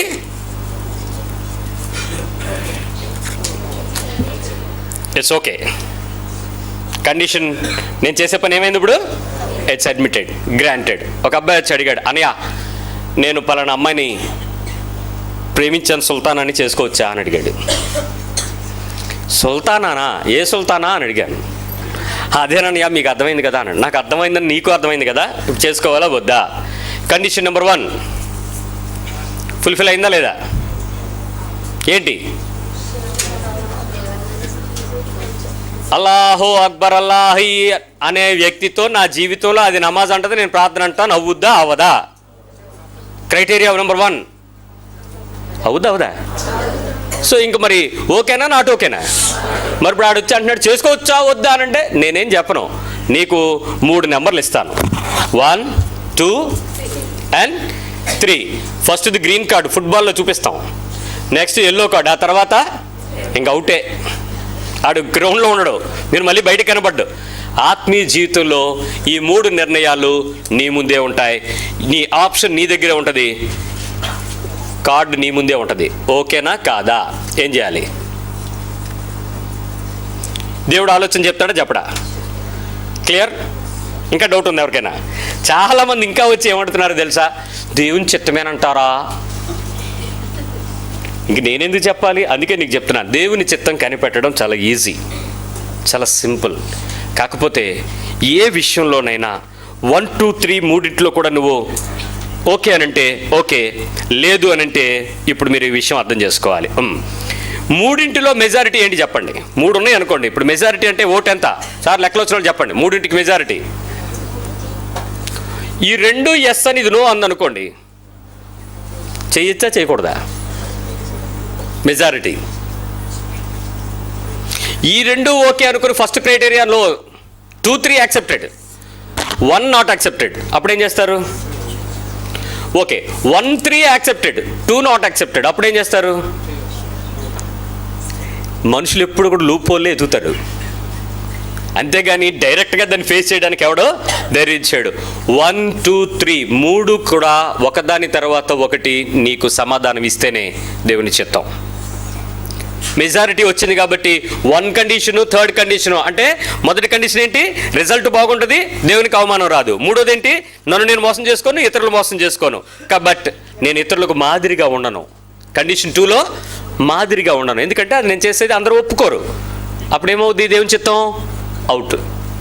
నువ్వు దేవుని చిత్తం పొందలేవు, దేవుని చిత్తం నుంచి నువ్వు బయటకు వస్తావు. మరి ఇప్పుడు ఆలోచన దేవుని దగ్గర తీసుకోవాలా, నీకు నువ్వు తీసుకుంటావా? చెప్పండి. ఎనీ ప్రాబ్లం వచ్చినప్పుడు ఏం చేయొచ్చు? ఎలాంటి సమస్య వచ్చినా దేవుని దగ్గరికి వెళ్ళచ్చా లేదా? ఏ అవసరమైన దేవుని దగ్గరికి వెళ్ళి చెప్పచ్చా లేదా? ఏ రకమైన క్లిష్టమైన పరిస్థితి వచ్చినా మనం దేవునితో మాట్లాడచ్చా లేదా? యుద్ధానికి, పోరాటానికి, సమస్యకు, సమాధానానికి, దొరకడానికి, వెతకడానికి, అడగడానికి, పొందుకోవడానికి ఈజీ వే ఈజ్ జీసస్. ఇంత సింపుల్ ఫార్మాట్ దేవుడిని పట్టుకుని, పాస్టర్ గారు ఫాస్ట్ ఫుడ్ సెంటర్ మీది, మీరు ప్రార్థన చేసి వెయ్యిస్తాను చెప్పేయండి, మీరు చెప్పేయండి, మేము చేసుకెళ్ళిపోతాం, ఇంకా ఆపేయండి. నిన్న ఒక బ్రదర్ నాకు ఫోన్ చేసి ప్రార్థన చేయమన్నాడు. దేని కొరకు చేయమని? ఏం లేదు, క్యాజువల్గా చేయండి అన్నాడు. అది చెయ్యి అన్నాను. నీకు సమస్యను దేవుని దగ్గరికి తీసుకుని వెళ్ళడం నేర్పించని నీ పాస్టర్ అనాలి, నిన్ను కాదు. నీకు ఇబ్బంది కలిగినప్పుడు నీ ఇంటిలో దేవుని సంగతులను నువ్వు అర్థం చేసుకోవడం నీకు నేర్పించి ఉండాలి. ఈ పాటికి వాక్యం చదువుతుండగా నీకు విషయాలన్నీ అర్థమైపోవాలి. ఈ పాటికి అవేమీ అర్థం అవ్వకుండా ఇంకా డిపెండింగ్ ఆన్ సమ్ పీపుల్. ఎందుకయ్యా అది? దేవుని దగ్గరికి తీసుకుని వెళ్ళే మార్గం యేసు. నీకు యేసు తెలుసా లేదా? తెలుసు. మాట్లాడు ఆయనతో. ఎందుకు మధ్యలో నీకు పాస్టర్? ఎందుకు అక్కడికి వెళ్తున్నావు? షార్ట్ కట్ మెథడ్స్లో వెళ్ళిన తర్వాత రేపటి దినము నువ్వు ఇబ్బంది పడకుండా ఉండాలంటే ఈరోజు నువ్వే దేవుని దగ్గరికి వెళ్ళడం నేర్చుకోవాలి, దేవునితో మాట్లాడడం నేర్చుకోవాలి, దేవుని అడగడం నేర్చుకోవాలి, దేవునికి చెప్పడం నేర్చుకోవాలి, దేవునికి తెలియచేయడం నేర్చుకోవాలి, దేవుని వాక్యాల్లో సత్యాన్ని వెతకడం నేర్చుకోవాలి, దేవునితో ఆత్మ చెప్తున్న సంగతులు వినడం నేర్చుకోవాలి. నువ్వు ఎప్పుడెప్పుడు ఆ పనులు చేస్తావో పరిశుద్ధాత్మ దేవుడు నీతో అంత ఎక్కువగా పనిచేయడం ప్రారంభిస్తాడు. ఎక్కడున్నాడు పరిశుద్ధాత్మ దేవుడు? చెప్పండి. నాలో ఉన్నాడు. మరి నీలో ఉన్నవాడిని మాట్లాడినిస్తాలా, మాట్లాడించకూడదా? దయచేసి నీ సెల్ఫ్ని నొక్కేస్తే హోలీ స్పిరిట్ మాట్లాడతాడు. There is 3 conditions. 1, 2, 3 simple format Jesus. యేసు మనకు వచ్చి చూపించాడు ఆయన. కాబట్టి దానికోసం వారం రోజులు ఉపవాసం ఉన్నావా లేదా అవన్నీ నాకు తెలియదు, కానీ ప్రభు నీతో ఒకే మాట చెప్తాడు, ఇట్స్ ఓకే, గో అహెడ్. నువ్వు ముందుకెళ్ళు, నేను పనిచేస్తాను. నువ్వు ముందుకెళ్ళు. అది ఇబ్బందికరమైన నేను మాట్లాడాను కాబట్టి ఆ ఇబ్బందులను నేను సరి చేసుకుంటాను. ప్రియులారా, ఇప్పటి వరకు ఏ వాగ్దానాలు స్వతంత్రించుకుంటున్న తల్లిదండ్రులు ఉన్నారు ఇక్కడ? మీరు గనక నమ్మి విశ్వాసం ఉంచి బలముగా దాన్ని పట్టుకొని దాని యందు పూర్తి విశ్వాసాన్ని మీరు ఉంచినట్లయితే మీ జీవితంలో ఎప్పటికీ సిగ్గుపడనక్కర్లేకుండా దేవుడు హామీ ఇస్తాడు. దేవుని పట్టుకోండి, దేవుని విడిచిపెట్టకండి, దేవుని నమ్మండి. వాగ్దానాలు స్థిరమైనవి. ఆయన మాట నిన్న నేడు నిరంతరము ఏకరీతిగా ఉన్నది. ఆయనలో మార్పు లేదు. ఆయన మాట మారదు. మార్చడానికి నరునికి శక్తి లేదు. దయచేసి మనుషుల మాటలను బట్టి నువ్వు నిరుత్సాహపడవచ్చు. ఒకవేళ నా మాటలను బట్టి కూడా నీలో ఏదైనా కలవరం కలిగి ఉండొచ్చు, కానీ దేవుని మాట శాశ్వతమైన మాట. దయచేసి మనుషులను ఆశ్రయించొద్దు. End times మోసపోతావు. ప్రవక్తల కన్నా అందరినీ యాజకులుగా దేవుడు తయారు చేశాడు. మనందరము క్రీస్తు ద్వారా ఆయన దగ్గరికి డైరెక్ట్గా అప్రోచ్ ఉంది. సో వెళ్ళండి, మాట్లాడండి, ఆయన దగ్గర నిర్ణయాలు తీసుకోండి, అనుమతి పొందండి, ఆమోదం తీసుకోండి. తిరిగి దేవుని పక్షంగా మీ జీవితంలో మీ కార్యాలు మీరే నెరవేర్చుకోండి. ప్రార్థన చేద్దాం. ప్రభు సహాయాన్ని బట్టి కృతజ్ఞతలు చెల్లిద్దాం. ప్రభు నీకు వందనాలు.